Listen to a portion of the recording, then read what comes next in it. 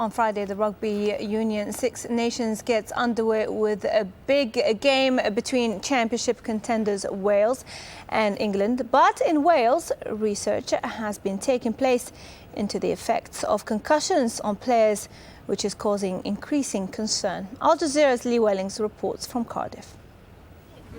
The bigger the sportsmen, the bigger the tackles and the impact. It's a simple equation, but with the increasing size of those who play rugby, concussion and its long-term effects are something on which they need to take a grip.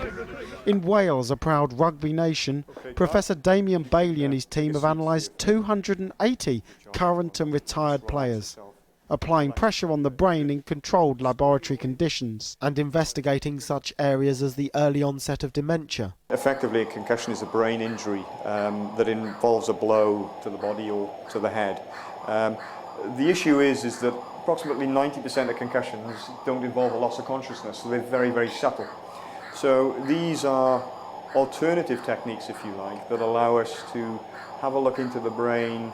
Long-term damage from concussion in current and former players is a shadow creeping across sport. Last year, thousands of American footballers were compensated for concussion-related injuries by a federal judge. And in football, FIFA reacted to some head injuries at the World Cup last year by introducing new protocols, including more time to stop a game for referees and more power for team doctors over whether a player can continue.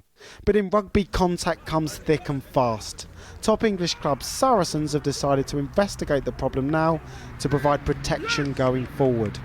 Their players have been wearing an earpiece developed in America named X-Patch that monitors the size and angle of blows to the head. It's something that in some sports gets brushed under the carpet a little bit, but I suppose as scientists we want to know. So we decided to come up with a strategy to find out as much as we can about concussion, and this is just one part of it.